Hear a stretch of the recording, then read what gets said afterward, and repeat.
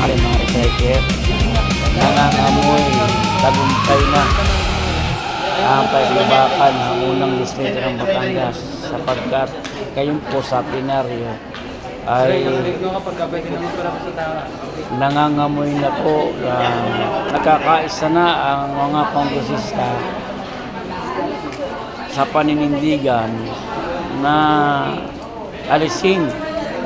ang ibat na siyang pasakit sa mamamayan. At kapag po ang mga kongresista ay nagkaisa sa panukalang alisin ang ibat, ay wala pong magagawa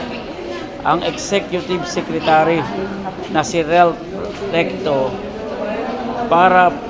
patuloy na hadlangan ang kagustuhan ng mga mamamayan tungkol po sa ibat na patuloy na pahirap ang dulot sa mamamayan, hindi lamang sa unang distrito, kundi maging sa bawat Pilipino na nakakaramdam po ng pagtaas ng presyo ng mga bilihing petrolyo. Muli, sana hopefully ang maunang distrito ng Batangas ay naririto, baon ng pag-asa na magtatagumpay ang pakikibakang ito.